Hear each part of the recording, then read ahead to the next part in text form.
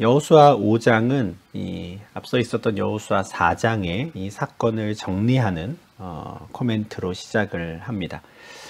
요단 서쪽에 아모리 사람의 모든 왕들과 해변에 가나안 사람의 모든 왕들이 여호와께서 요단 물을 이스라엘 자손들 앞에서 말리시고 우리를 건너게 하셨음을 듣고 마음이 녹았고 이스라엘 자손들 때문에 정신을 잃었더라 라고 하죠. 5장 1절이긴 하지만 이 1절 말씀은 이제 4장 전체의 어떤 정리와 같은 말씀입니다. 그래서 새로운 사건은 이제 5장 2절에서부터 시작을 하는데, 요단 서쪽, 지금 이스라엘이 건너온 땅이죠. 요단 서쪽이 가나안 땅에 있던 모든 민족의 왕들, 그리고 저 해변, 지중해변에 있는 가나안 족속들의 왕들이 이제 요단강을 건넜다라고 하는 이스라엘이, 그것도 하나님께서 요단 강물을 다 말리시고 걸어서 그들을 건너게 하셨다라는 말을 듣고 마음이 녹아버렸다라는 거예요. 정신을 잃어버렸다. 그러니까 굉장히 불안해하고 전쟁으로 치면 완전히 전의를 상실해버린 것이죠. 이와 비슷한 말을 우리가 이미 들은 적이 있습니다. 라합의 입을 통해서 우리가 들었었죠. 정탐꾼들이 이제 들어왔을 때 라합이 그들에게 우리가 너희를 심히 두려워하고 이 땅 주민들이 다 너희 앞에서 간담이 녹았다, 이런 말을 했고요. 우리가 너희들에 대한 소식을 듣자마자 우리의 마음이 녹았고 우리가 정신을 잃었다, 이렇게 이야기를 하거든요. 근데 이때는 요단강을 건너기 전이었습니다. 애굽에서 있었던 일, 그리고 요단강 동쪽에서 있었던 일에 대한 소식을 듣고 그것만으로도 이제 심히 두렵고 간담이 높고 정신을 잃었다, 이런 말들을 했는데, 이제는 요단강도 건넜거든요. 그러니까 요단강물을 하나님이 막으시고 마른 땅에 건너게 하신 이 이야기를 듣고는 이제는 저 지중해 쪽에 있는, 그래서 라합 같은 경우는 여리고 사람이니까 이제 요단강 바로 건너면 자신들이 이스라엘을 맞닥뜨려야 되는 것이죠. 그러니까 이들은 일찌감치 이제 두려움에 사로잡혀 있었다라고 하면 요단강으로부터 거리가 떨어져 있는 먼 곳에 있는 모든 왕들까지도 이제는 다 이스라엘을 두려워하고 그들이 정신을 잃었다고 말할 정도로 굉장히 지금 심리가 흔들리고 있다는 걸 알게 되는 것이죠. 하나님께서 계획하셨던 일이 실제로 이루어졌음을 보게 되는 말씀인데요. 앞선 4장에서 설명을 드렸지만 요단강을 건너게 하심으로써 이 일을 통해서 땅의 모든 백성에게 여호와의 손이 강하신 것을 알게 하겠다라고 하셨거든요. 근데 실제로 이 사건을 통해 가나안 땅에 있는 모든 왕들이 여호와의 손이 얼마나 강한지를 알게 되었고, 그로 말미암아 그들은 이제 두려워하게 된 것이죠. 바로 그런 상황에서 이제 하나님께서 새로운 명령을 내리십니다. 그때 여호와께서 여호수아에게 이르시되 너는 부싯돌로 칼을 만들어 이스라엘 자손들에게 다시 할례를 행하라 하시매 여호수아가 부싯돌로 칼을 만들어 할례산에서 이스라엘 자손들에게 할례를 행하니라. 요 2절에 나오는 그때에는 이제 요단강을 건넌 이 일로 인해 가나안 땅에 있는 모든 왕들의 마음이 녹고 그들이 정신을 잃었을 때예요. 사실 전쟁으로 치면 지금 쳐들어가야죠. 지금 그들이 모든 전의를 상실했을 때 지금이 딱 전쟁을 개시하기에 아주 좋은 적기인데, 하나님은 전혀 다른 명령을 내리십니다. 그들을 향해 진격하라 하지 않으시고 부싯돌로 칼을 만들어서 할례를 행해라 라고 하는 거예요. 이걸 어떻게 받아들여야 할까 싶은 명령이죠.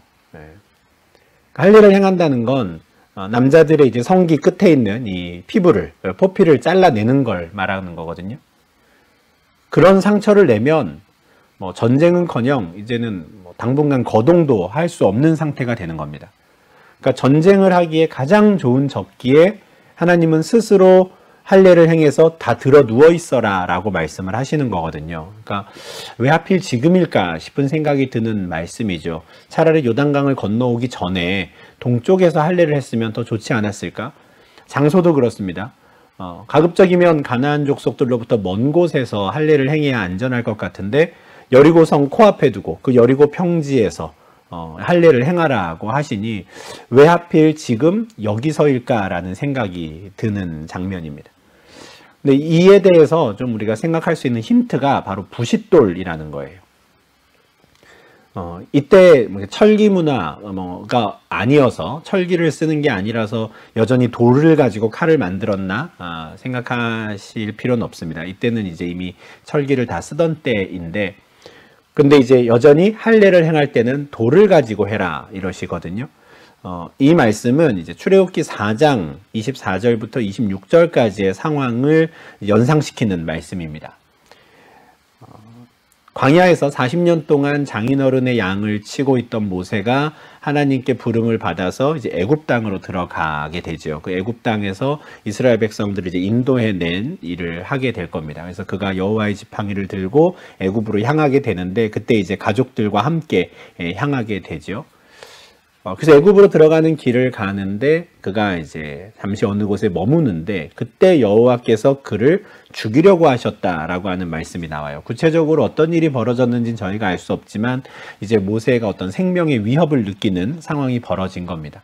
근데 바로 그때 모세의 아내인데요, 십보라라는 이 여인이 옆에 있는 돌칼을 주워다가 얼른 그의 아들의 포피를 베는, 그러니까 할례를 행하는 일을 합니다. 그리고 그 일을 계기로 하나님께서 다시 모세를 이제 놓아주셨다라고 하거든요.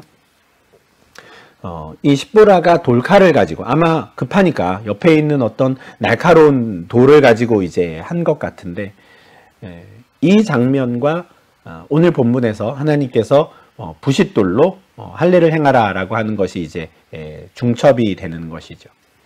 지금 모세는 하나님의 명령을 받아서 이스라엘 백성들을 인도해내는 역할을 하려고 합니다. 이제 하나님 입장에서는 온 세상 족속들에게 아브라함의 후손들, 하나님의 백성들이라고 하는 이들을 이제 선보이게 되는 거예요.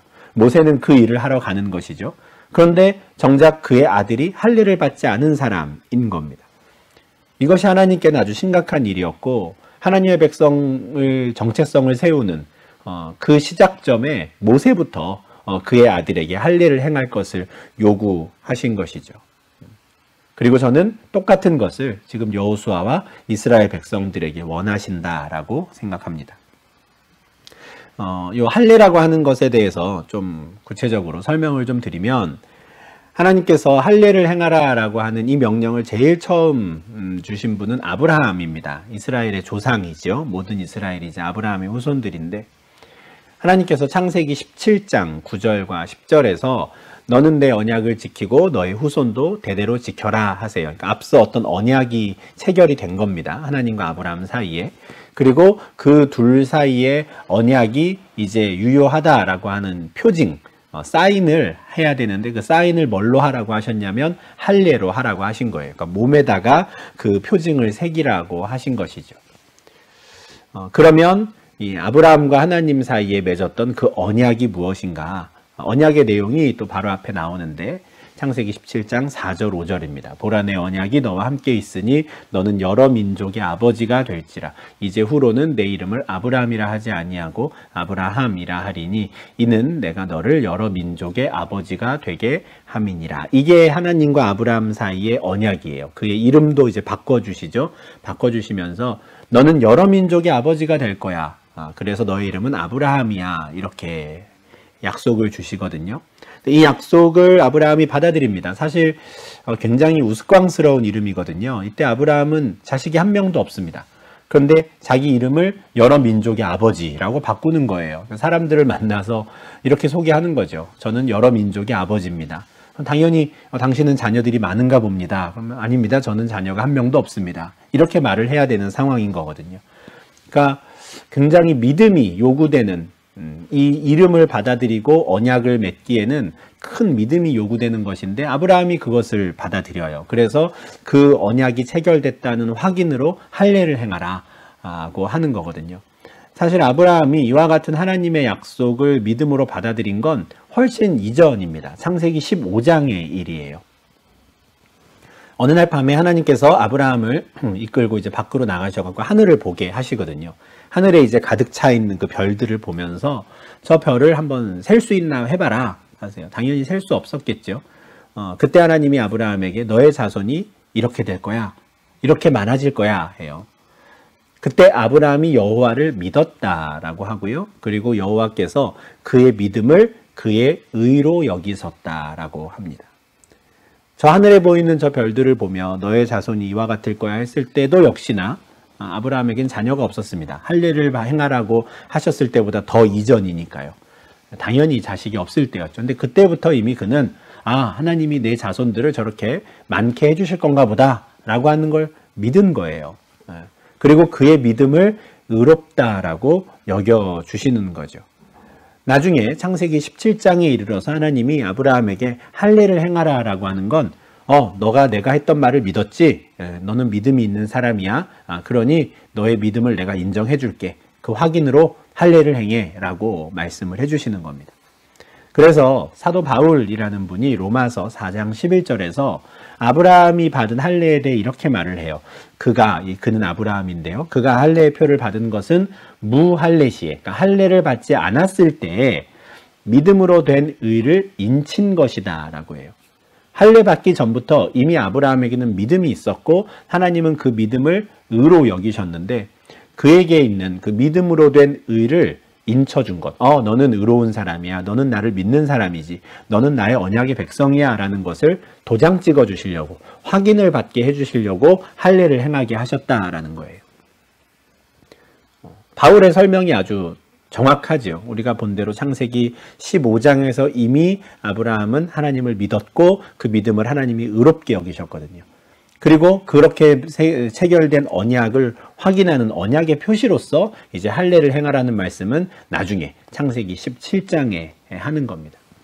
그러니 이 할례를 행한다라는 것에 있어서 항상 우리가 염두에 두어야 하는 건 그 이전에 믿음으로 된 의가 있느냐 하는 거예요. 그가 하나님에 대한 믿음이 있는가? 그게 이제 더 중요해지는 것이죠. 예레미야 9장 25절과 26절에 보면 사실 참 놀라운 말씀이 있는데요. 하나님이 예레미야 선지자를 통해 이런 말씀을 하십니다. 보라, 날이 이르면 할례 받은 자와 할례 받지 못한 자를 내가 다 벌하겠다 하세요. 할례 받은 자나 할례 받지 않은 자나 구분하지 않고 내가 다 벌을 내릴 거야 하시거든요. 그러면서 할례 받은 자들을 이렇게 말씀하세요. 애굽과 유다와 에돔과 암몬과 모압과 광야에 살면서 살적을 깎은 자들, 이들이 다 할례 받은 자들입니다.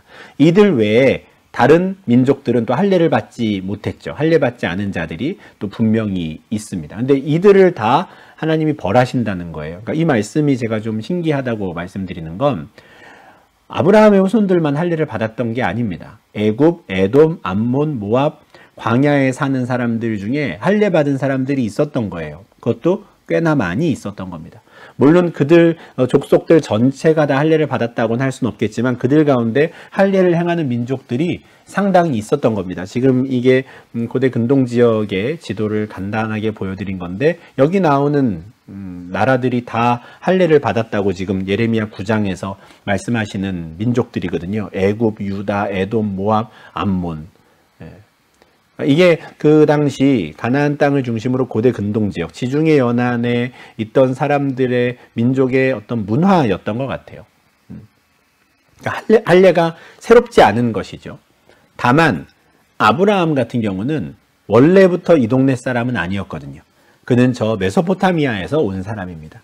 그래서 아브라함은 다른 주변의 족속들과 달리 할례를 받지 않았던 것 같아요. 그러니 하나님이 아브라함에게 너도 할례를 해라 하시는 거죠. 그런데 아브라함에게 요구하신 할례는 다른 족속들과 같은 그런 의미의 할례가 아닙니다. 겉으로 보이는 행위는 똑같을지언정 하나님께서 그 할례에 아주 특별한 의미를 부여해 주셨는데 너는 나를 믿는 사람이야 라고 하는 그 도장을 찍어주는 의미에서 너도 할례를 받아 라고 하시는 것이죠. 그리고 아브라함의 모든 후손들에게는 같은 것을 요구하는 겁니다. 너의 모든 후손들에게 할례를 행하라고. 달리 말하면 너의 모든 후손들이 나의 언약의 백성임을 확인해라 하는 것이죠. 그런데 중요한 게 있습니다. 아브라함이 할례를 받으라고 하는 그 명령을 받은 이유가 무엇인지를 늘 생각해야 되는 것이죠. 예레미야 9장 26절에서 이스라엘은 할례를 받은 자이고 아브라함의 후손임에도 불구하고 그들도 역시 징계의 대상이 된다고 말씀하시는 이유가 뭡니까? 이스라엘은 마음의 할례를 받지 않은 자들이기 때문에 그렇습니다. 그러니까 마음의 할례를 받지 않고 육체의 할례만 하다 보니 이스라엘이나 애굽이나 에돔이나 암몬이나 모압이나 똑같은 거예요. 하나님 보실 때 이스라엘아, 너희가 다른 족속과 다를 게 뭐냐? 다른 족속들도 할례는 얼마든지 한다. 그러나 마음의 할례를 받지 않은 자들은 나에게 의미가 없다. 내가 다 벌하겠다라는 거예요. 지금 지도에 보여드리는 이들과 이스라엘 백성들이 똑같아져 버린 것이죠. 그들이 육체의 할례만을 행하고 마음의 할례를 행하지 않았어요. 아브라함처럼 하나님에 대한 믿음을 가져야 되는데 하나님에 대한 믿음이 없었던 거예요. 스스로의 의로움을 쌓으려고 했고 하나님에 대한 믿음으로 말미암아 그 믿음을 의롭게 여겨주시는 그 참된 의로움이 없었던 것이죠. 그러니 육체의 할례만 행했던 이스라엘은 진노의 대상이 되고 마는 것입니다. 그래서 바울이 로마서 2장 28절에서도 표면적 유대인이 유대인이 아니라 그랬어요. 옷을 벗겨놓으면 그냥 몸을 보면 알거든요. 너 할례를 행했네? 너 유대인인가 보다. 그러나 그렇게 겉으로 몸을 보고 알 수 있는 그런 걸로 진짜 유대인인지 아닌지를 판단할 수 없다라는 거예요. 왜냐하면 표면적 육신의 할례, 겉으로 드러나는 신체의 할례는 하나님이 말씀하시는 진짜 할례가 아니기 때문에 그렇습니다. 하나님이 말씀하시는 진짜 할례는 마음에 하는 할례예요. 겉으로 드러나지 않습니다. 속에 있어요. 근데 그 속마음이 할례를 받는다면 그 사람이야말로 진짜 유대인이라고, 진짜 하나님의 백성이라고 하는 것이죠. 이 할례라고 하는 것을 우리가 볼 때마다 단지 어떤 육체적인 할례, 어떤 성기의 끝에 있는 포피를 잘라내는 것, 그것에 어떤 대단한 능력이 있고 그것이 절대적인 가치인 것처럼 그렇게 생각해서는 안 된다라는 겁니다. 이스라엘 백성들이 그런 함정에 빠졌던 것이죠. 정말 그들이 행해야 되는 건 마음의 할례. 마음의 할례가 뭡니까? 여호와 하나님을 온전히 믿는 겁니다. 여호와 하나님만을 온전히 사랑하는 것이에요. 하나님이 바라셨던 것이 이제 그것인데 지금 이제 요단강을 건너서 가나안 땅에 딱 처음 발을 디딘 이스라엘 백성들에게 하나님께서 제일 먼저 지금이 좋은 때니 전쟁을 해라라고 하지 않으시고 할례를 해라라고 하신 것은 그들의 마음의 할례를 행하기를 바라셨던 것이다. 이것을 우리가 또 신학적인 의미를 두고 이제 이어지는 말씀들을 보면 좋겠습니다. 5장 4절과 5절 또 이어지는 쭉 내용들을 보면 이 육체적인 할례에 대한 이야기가 나와요. 그렇지만 방금 말씀드린 것처럼 하나님께서 바라시는 그 할례는 진짜 할례는 이제 마음에 하는 것이다 라는 것을 염두에 두면서 이 말씀들을 쭉 보면 좋겠는데요. 여호수아에게 하나님께서 부싯돌을 가지고 할례를 행하라고 하신 이유가 설명이 됩니다. 애굽에서 나온 모든 백성 중 남자, 곧 모든 군사는 애굽에서 나온 후 광야 길에서 죽었는데 그 나온 백성은 다 할례를 받았으나 다만 애굽에서 나온 후 광야 길에서 난 자는 할례를 받지 못하였음이라 해요. 이스라엘 백성들이 40년 전에 모세의 인도를 받아서 나올 때 그때 나왔던 모든 남자들은 이미 할례를 받았었다라는 거예요. 그러니까 여호수아는 할례를 받은 사람이었습니다. 출애굽 1세대니까요. 그런데 광야로 나온 이후에 40년간을 방황할 때 그때 태어났던 남자아이들은 다 할례를 받지 못했다라는 거예요. 그러니까 이 할례가 궁극적으로는 마음의 할례를 받았는가? 이게 이제 정말 중요하지만 일단 하나님께서 언약의 표징으로 주신 것이기 때문에 육체의 할례를 행하는 것이 아브라함의 후손들, 유대인들에게는 또 중요한 일이었습니다. 그러니까 하나님께서 그 할례를 행함으로 이제 가나안 땅에 들어온 너희들은 아브라함의 언약을 이어받는 자들이고 아브라함의 약속을 내가 지키기 위해서 너희에게 이 땅을 준다라고 하는 이 확실한 표징이 필요했던 것이죠. 그래서 할례를 행하라고 하시는데 오늘 본문에서도 역시나 하나님이 원하셨던 건 마음의 할례였구나라는 것을 확인할 수 있는 말씀이 있습니다. 6절 말씀인데요. 이스라엘 자손들이 여호와의 음성을 청종하지 아니하므로 여호와께서 그들에게 대하여 맹세하사 그들의 조상들에게 맹세하여 우리에게 주리라고 하신 땅 곧 젖과 꿀이 흐르는 땅을 그들이 보지 못하게 하리라 하심에 애굽에서 나온 족속 곧 군사들이 다 멸절하기까지 40년 동안을 광야에서 헤맸다 그래요. 여기서 말하는 이스라엘 자손들은 출애굽 1세대입니다. 다 할례를 받은 사람들이죠. 근데 육체의 할례를 받았던 그 사람들이 가나안 땅 입성을 앞두고 여호와의 음성을 청종하지 않았다 그래요. 하나님의 말씀에 순종하지 않은 것이죠. 왜냐? 하나님에 대한 믿음이 없었거든요. 그들은 육체의 할례는 행했음에도 마음의 할례는 행하지 않은 사람들이었던 겁니다. 그러니 하나님께서 그들에게 너희는 젖과 꿀이 흐르는 저 땅을 보지 못할 것이라고, 너희는 다 광야에서 진멸당할 것이라고 말씀합니다. 참 아이러니한 것이죠. 지금 하나님께서 여리고 평지에서 할례를 행하라고 하는 그 말씀을 들었던 그 출애굽 2세대는 육체의 할례는 행하지 못했던 사람들이거든요. 그럼에도 그들은 가나안 땅에 들어갔습니다. 왜 그렇습니까? 그들은 여호와 하나님의 말씀을 청종하는 사람들이었거든요. 그렇게 해서 요단강을 건널 수 있었거든요. 그러니 하나님께서 그들에게는 오히려 가나안 땅을 보여주시고, 육체의 할례를 행했던 그 출애굽 1세대들에게는 가나안 땅을 보여주지 않으신 겁니다. 그들이 마음의 할례를 행하지 않은 사람들이었기 때문이죠. 이 상황에 대해서 구체적인 장면이 이제 민수기 14장에 나오는데요. 이스라엘의 12지파들 중에서 이제 지파별로 한 사람씩 뽑아서 정탐꾼을 보냈었습니다. 40년 전에 모세가 그 일을 했는데 그 중에 한 사람이 또 여호수아였지요. 12명의 정탐꾼들이 40일 동안 가나안 땅을 정탐하고 돌아와서 여호수아와 갈렙은 우리가 저 땅을 차지할 수 있다고 보고했지만 나머지 10사람은 우린 들어가면 안 된다고, 들어가면 우린 잡아먹힐 거라고 이야기를 합니다. 그 이야기를 듣고 모든 이스라엘 자손들이 밤새 통곡해요. 그리고 모세와 아론을 찾아와서 원망하는데 이렇게 말합니다. 우리가 애굽 땅에서 죽었거나 이 광야에서 죽었으면 좋았을 것을 어찌하여 여호와가 우리를 그 땅으로 인도하여 칼에 쓰러지게 하려 하는가? 우리 처자가 사로잡히리니 애굽으로 돌아가는 것이 낫지 아니하랴. 우리 왜 여기까지 데리고 와서 여기서 우리를 죽이냐고 하는 거예요. 차라리 우리는 애굽으로 돌아가겠다고 이야기를 하는 겁니다. 하나님께서 그들을 애굽 땅에서 인도해내시기 위해서 얼마나 많은 일들을 하셨습니까? 10가지 재앙을 쏟아 부으셨고 홍해를 가르시고 40년 계속해서 그들을 만나를 먹여가면서 이들을 여기까지 인도하셨거든요. 그런데 정작 가나안 땅을 눈앞에 두고 이들은 하나님에 대한 믿음을 갖지 못했습니다.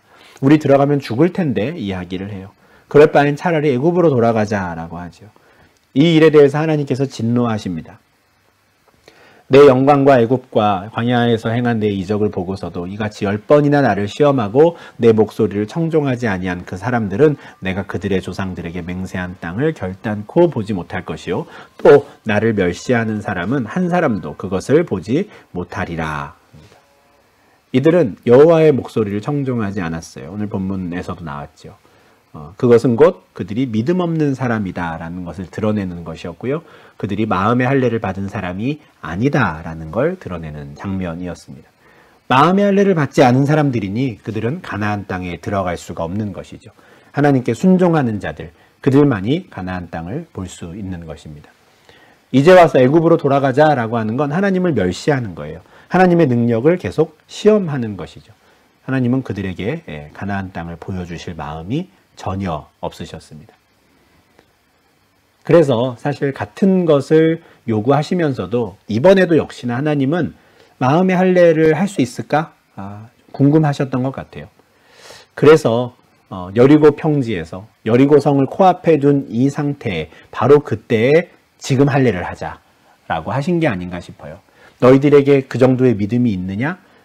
이 상황에서 할례를 행하고 들어 누워 있어도 내가 너희를 지킬 것이라고 하는 나에 대한 믿음이 있느냐? 있다면 그것을 보여달라라고 하시는 건 아닌가 싶은 거죠. 그러면 여호수아와 이스라엘은 어떻게 합니까? 그들은 할례를 행합니다. 출애굽 1세대와 다른 점이죠. 출애굽 1세대는 가나안 땅을 눈앞에 두고도 애굽으로 돌아가려고 하는 불순종한 믿음 없는 자들이었어요.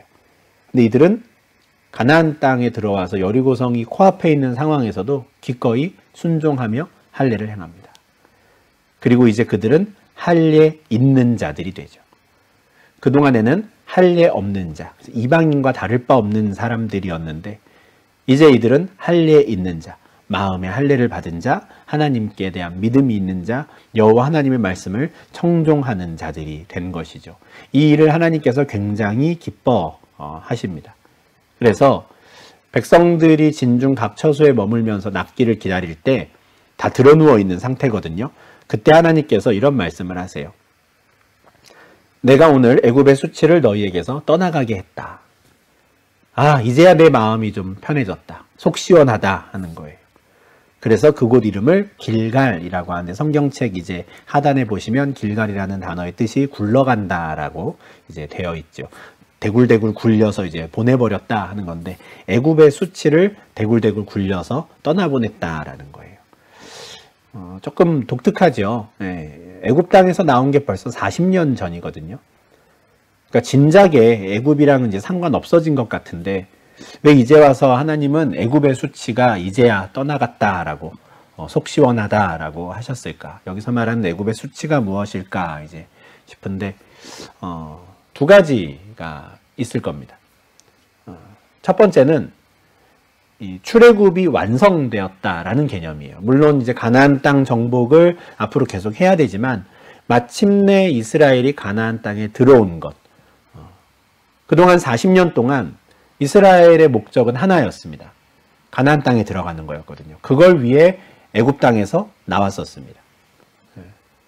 그리고 그 일이 마침내 이루어졌다라고 하는. 그래서 지난 40년 동안 성취되지 못했던 그 가나안 땅 입성이라고 하는 아브라함과의 약속의 성취라고 하는 게 마침내 이루어졌다라는 뜻에서 이제 애굽의 수치를 떠나보냈다라고 할 수 있을 것이고요.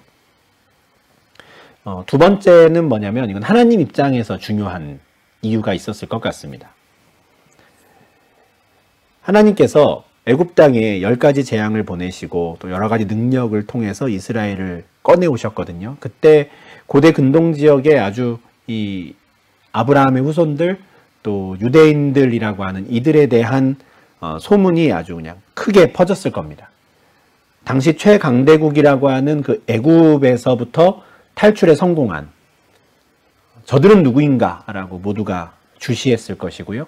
실제로 그 애굽에서 일어났던 일이 이미 가나안 땅에까지 소문이 났었잖아요. 그래서 라합이 그 이야기를 듣고 우리가 다 마음이 녹았었다 이런 이야기를 이제 할 정도로 온 세상에 그 소문이 퍼졌습니다. 이제 그들이 가나안 땅에 들어가서 가나안 땅을 차지하겠구나라고 생각을 했는데 웬일인지 그들이 가나안 땅으로 가지 않고 광야를 돌기 시작하는 겁니다. 40년 동안. 그러면서 정작 사람들이 죽기 시작하는 거예요. 그걸 본 다른 이민족들이 쟤들은 뭘 하는 거지? 라고 이야기하기 시작한 겁니다. 그리고 결국 그것은 이스라엘의 신, 이스라엘의 하나님에 대한 조롱으로 이어집니다. 저들의 신은 저들을 데리고 나와서 다 광야에서 죽여? 어쩌어찌 하다가 애굽에서는 나올 수 있었는데 저 가나안 땅에까지 들여보낼 능력은 없는 거 아니야? 라고 하며 40년 동안 하나님께서 어쩔 수 없이 조롱의 대상이 될 수밖에 없었던 그 수치스러운 시간들을 40년을 보내셨던 겁니다. 물론 그것은 이스라엘 출애굽 1세대의 불순종 때문이었지만 결국 그 짐은 하나님이 지시는 거죠. 그 수치와 조롱을 40년 동안 들으신 겁니다. 쟤들 뭐 하고 있는 거야? 라고 하는. 그런데 마침내 그 하나님께서 이스라엘을 가나안 땅에 들여보내심으로써 그 꼬리표를 떼버리는 겁니다. 거봐. 나에게 이런 능력이 있었다니까 라는 것을 보여주시는 것이죠. 그래서 이 길갈이라고 하는 곳이 하나님에게나 이스라엘에게나 정말 중요한 의미가 있는 장소가 되는 겁니다. 그곳에서 할례를 받음으로 이들이 새로운 언약의 백성이라는 정체성을 세우게 되고 또 그곳에서 하나님의 백성으로 이제 온전히 세워졌다라는 점에서 애굽의 수치를 떨쳐보냈다라고 하는 뜻의 길갈이라는 의미가 이제 되는 겁니다. 이제 또 두 번째로 이 길갈에서 했던 중요한 일에 대한 기록이 나오는데요. 바로 유월절을 지킨 겁니다. 이스라엘 자손들이 길갈에 진을 쳤다 그러거든요. 앞서 우리 보았던 말씀에서 가나안 땅에 딱 입성했던 들어왔던 그때가 첫째 달 10일이었잖아요. 1월 10일인데 그 달 14일 저녁에 유월절을 행해요. 그러니까 가나안 땅에 들어오고 4일 만에 유월절을 지킨 거기 때문에 제 생각에는 이제 현실적으로는 아마 할례를 행하기 전에 먼저 유월절을 지킨 게 아닌가 싶어요. 왜냐하면 할례를 행한 다음에 한 2, 3일 만에 유월절을 준비하고 그걸 지킨다는 건 불가능하거든요. 그래서 아마 유월절을 먼저 하고 그 다음에 할례를 행하지 않았을까 싶은데, 그럼에도 이제 할례가 먼저 나온 건 그만큼 길갈에서 했던 일 중에 이제 그 할례가 더 중요했기 때문에 이제 그것을 먼저 이야기한 것 같고요. 이제 도착해서 한 4일 정도 만에 이들은 유월절을 지키게 되고 그 땅의 소산물을 먹게 됩니다. 그래서 그 땅에서 이제 가져온 곡식으로 무교병과 이제 볶아서 볶은 곡식을 이제 먹게 되는 것이죠. 1월 14일을 유월절로 지키라라고 하는 건 이스라엘이 이제 애굽 땅을 나서던 바로 그때 하나님께서 정해주신 규칙이었습니다. 이 달을, 그러니까 이제 가나안 땅으로 출발하는 애굽 땅을 벗어나는 그 달을 너희의 첫 번째 달이 되게 해라. 이스라엘이 쓰는 달력의 1월 달이 되게 하는 것이죠. 그리고 그 이달 열흘 1월 10일에는 각자 어린 양을 취하라고 해요. 그리고 그 양을 4일 정도 보관하고 있다가 1월 14일째 이제 해질 무렵에 그 양을 잡고 그 양의 피를 문설주에 바르게 하시죠. 그리고 그 집 안에서 양 고기를 먹고 무교병과 이제 이런 것들을 먹게 되는 겁니다. 그러니까 공교롭게도 요단강을 딱 건너왔을 때가 1월 10일인데 그때가 이제 유월절을 지키려고 하면 그때 어린 양을 하나 이제 확보해 놔야 되는 거거든요. 가족별로. 마침 그럴 수 있었던 상황이고, 그러고 4일 뒤에 14일에 정확하게 이제 유월절을 지키는 것이죠. 참 오랜만에 지키게 되는 유월절인데, 애굽 땅을 나오던 그날 밤에 첫 번째 유월절을 지켰고, 그리고 1년 뒤, 정확히 1년 뒤에 애굽 땅에서 나온 다음에 첫째 달에 유월절을 또 지켰습니다. 민수기 9장에 보면 이제 유월절을 지키는 게 나오는데, 시내 광야에서 하나님께로부터 율법을 다 받고 난 다음에, 그리고 그 율법대로 대제사장도 세우고 모든 제사도 다 규칙을 받고 실제로 제사도 드려보고 그렇게 다 하고 난 다음에 이제 시내 광야를 떠나기 직전에 이제 유월절을 지키게 됩니다. 그래서 1년 만에 두 번째 유월절을 지키는데, 그 이후부터 유월절을 지켰다는 기록은 더 이상 나오지 않아요. 그러니까 한 40년 만에 이제 유월절을 지키게 되는데, 그 유월절이 또 마침 이제 가나안 땅에 들어가서 지키게 되는 의미 있는 이제 절기가 되는 것이죠. 이때 이제 5장 11절에 중요한 말씀이 나오는데, 이 유월절을 지킨 다음 날에 그 땅의 소산물을 먹었다고 하고요. 그리고 그 땅의 소산물을 먹은 다음 날에 만나가 그쳤다라고 해요.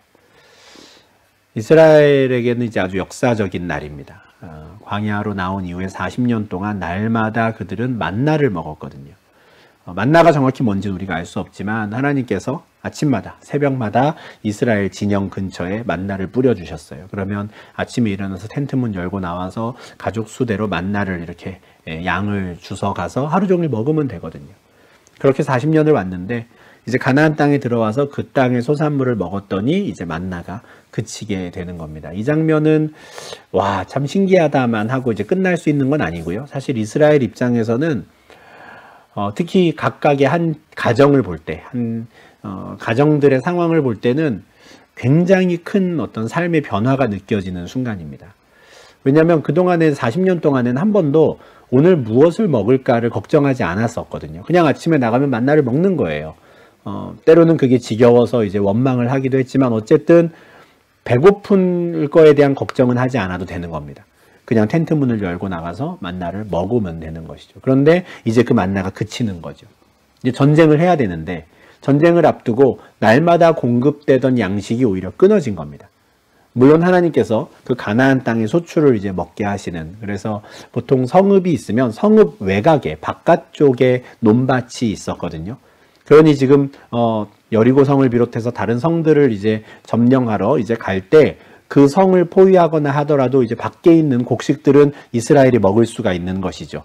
이제 그런 식으로 그 가나안 땅의 소출을 이들이 먹게 되었을 겁니다. 그렇지만 오늘 우리가 무엇을 먹게 될까는 이제 염려하기 시작하는, 그걸 생각해야 되는 상황이 되는 것이죠. 그래서 참 산 넘어 산이라고 요단강을 잘 건너왔더니 이제는 또 다른 문제들이 또 있습니다. 이와 같은 좀 힘든 상황들을 계속 잘 이겨나가며 이들은 이제 가나안 정복 전쟁을 해야 되는 상황이 되는 것이죠.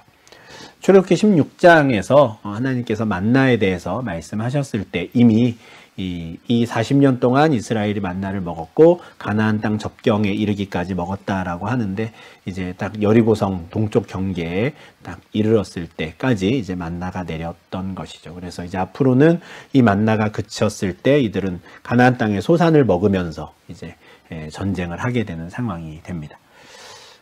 참 큰 삶의 변화가 있지만 그래도 다행인 것은 전쟁을 시작하기 전에 이들이 할례를 행함으로 특별히 그때에 온 이스라엘 백성들이 전쟁하기에 딱 좋은 상태야 라고 생각했을 바로 그때에 이제 할례를 행하는 그 믿음을 보일 수 있었다는 것, 그래서 그들이 마음에 할례를 행한 자들임을 드러낼 수 있었다는 게 다행이고요. 또 그들이 이제 다시 율법을 지키는 것으로 돌아가서 유월절을 잘 지켰다라고 하는, 그래서 이들이 정말 하나님의 백성, 여호와의 군대라고 하는 그 정체성을 잘 세운 이후에 이제 전쟁을 하게 되었다라는 점에서 참 또 다행이고 하나님이 그렇게 준비를 시키셨구나라는 생각도 이제 하게 됩니다.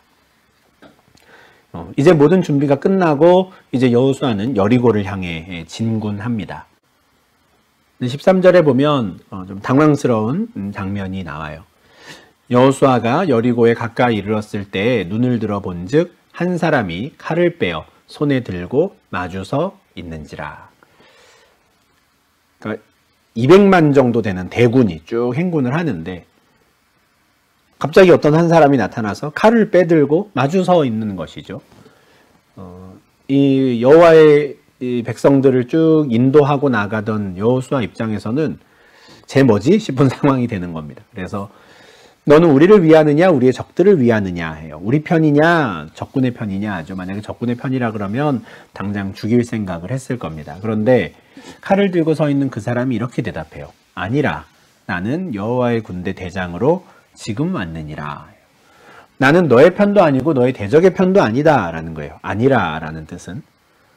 그러면서 자기 신분을 밝히는데 나는 여호와의 군대 대장인데 내가 지금 왔어 라고 하는 것이죠. 이 사람이 말하는 이 여호와의 군대가 무엇인가, 이게 이스라엘 백성인가 아니면은 저 하늘에 있는 그 천사들, 천군들을 말하는가 의견이 있는데 저는 이스라엘 백성들을 말한다고 생각합니다. 왜냐하면 이제 출애굽기 12장 41절 말씀 때문인데요. 애굽 땅에서 처음으로 이스라엘 백성들이 딱 나올 때 하나님께서 이스라엘을 여호와의 군대라고 부르시거든요. 그날에 여호와의 군대가 다 애굽 땅에서 나왔은즉. 그런데 그 이스라엘이라고 하는 그 여호와의 군대의 대장이 지금 왔다는 겁니다. 가나안 땅에 들어와서야 비로소 하나님이 그 군대의 대장을 보내주신 거예요. 그러니까 이 사람이 아니라 하는 겁니다. 지금 여호수아는 너는 우리 편이야 아니야를 물었는데 그 사람은 아닌 거예요. 왜요? 자기가 대장이니까 너희가 나의 말에 따르겠느냐 아니겠느냐를 오히려 되물어야 되는 상황인 겁니다. 이 여호와의 군대 대장으로 하나님이 보낸 사람은 나인데 여호수아야 네가 계속해서 이 군대의 대장이라고 생각하겠느냐 아니면 그 지휘권을 나에게 넘기겠느냐, 그거를 묻는 것이죠. 칼을 빼들고 앞에 선 사람이 그 질문을 던지는 겁니다. 그러면 여호수아는 어떻게 할 것인가 결정해야죠. 이스라엘은 어떻게 할 것인가 결정해야 되는 겁니다. 지금 온 이 사람을 하나님이 보내신 군대 대장으로 인정하고 그 통솔권을 이 사람에게 넘김으로써 여호와의 군대의 대장은 여호와시지요. 제가 아닙니다 라는 것을 인정할 것인가, 아니면 내가 이때까지 40년 동안 따라와서 인도해서 여기까지 왔는데 이제 와서 이 통솔권을 달라고 하니 나는 싫은데 거부할 것인가 결정해야 합니다. 이에 대해서 여호수아는 얼굴을 땅에 대고 엎드려 절했다라고 합니다. 앞에 선 그 사람을 대장으로 인정하는 것이죠.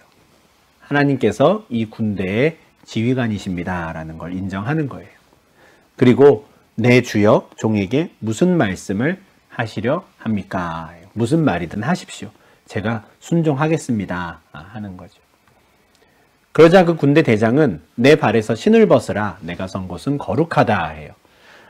신을 벗는다는 것이 완전한 순종을 의미하는데 그 땅이 거룩해진 건 다름 아닌 여호와의 군대 대장이 여호와 하나님의 이름으로 그곳에 서 있기 때문에 그렇습니다.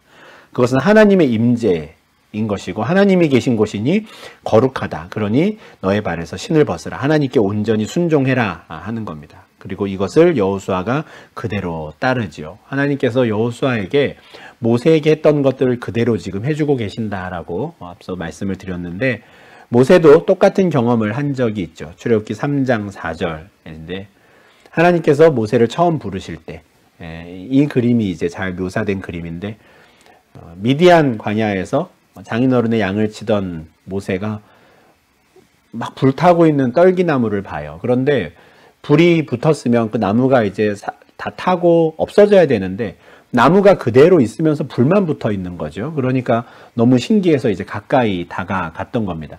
그렇게 가까이 다가간 모세에게 하나님께서 떨기나무 가운데서 그를 부르세요. 모세야, 모세야. 그때 모세는 내가 여기 있나이다 해요. 별로 행동에 대한 묘사는 나오지 않지만 엎드렸을 거라고 생각합니다. 여호수아와 같죠. 말씀하십시오 하는 것처럼 내가 여기 있나이다. 그때 하나님께서 더 이상 가까이 오지 마라. 내가 선 곳은 거룩한 땅이다. 내가 지금 이곳에 임재했으니 너는 가까이 오지 마라 합니다. 그리고 너는 너의 발에서 신을 벗으라 합니다. 모세가 그대로 하지요. 그리고 하나님께서 그에게 사명을 맡기십니다. 똑같은 일을 지금 하나님께서 여호수아에게 행하시는 거예요. 군대 장관을 보내서 그에게 온전한 순종을 요구하시고 하나님의 존엄과 거룩함을 인정하게 하시는 것이죠. 여호수아는 그것을 완전히 인정하고요. 모세와 같이 발에서 신발을 벗고 그 앞에 엎드림으로 이제 모든 통솔권을 하나님께 맡기게 됩니다. 지금까지 내가 인도해 왔으니 이건 내 몫입니다라고 자기의 지분을 주장하지 않고 하나님께 온전히 모든 통솔권과 지휘권을 맡기는 것이죠. 그리고 그렇게 된 이후에 이제 여호수아 6장에서 여리고성 전쟁이 시작이 되는 겁니다.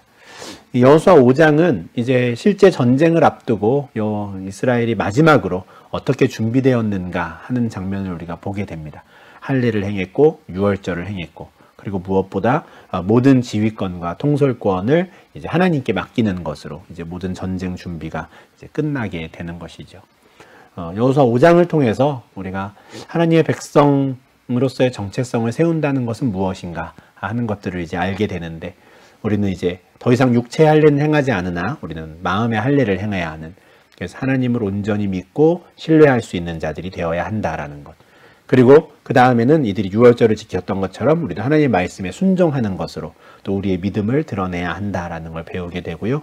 또 우리의 삶 속에서 내가 주인이 되는 게 아니라 내가 내 삶을 이렇게 통솔하고 다스리는 게 아니라 여호와 하나님께 온전히 그 권한을 맡겨드리는 것, 내어드리는 것이 이제 하나님의 백성에게 합당한 것이다라는 것을 우리가 이 5장 말씀을 통해서 이제 확인할 수 있는 것 같습니다.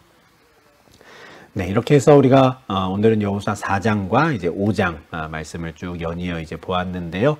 이제 다음 주에는 6장부터 시작되는 본격적인 여리고성 전쟁에 관한 이야기를 우리가 좀 보도록 하겠습니다. 그래서 4장과 5장 내용을 잘 기억하시면서 정말 우리를 위해서 하나님께서 홍해를 가르시고 또 요단강물을 끊어주시고 또 우리보다 앞서 가시는 그 하나님께서 우리를 또 인도해 가시기를, 그리고 뒤따라가는 우리들은 언제나 하나님의 앞에 대한 믿음을 가지고 성결한 백성으로, 정결한 백성으로 주님을 잘 따라갈 수 있는 저희가 되겠다, 이렇게 좀 다짐하는 이런 성경 공부가 될 수 있으면 좋겠습니다. 네, 오늘은 이렇게 하고요. 이제 다음 주에 6장, 7장 내용을 이어가도록 하겠습니다. 오늘도 수고 많으셨습니다.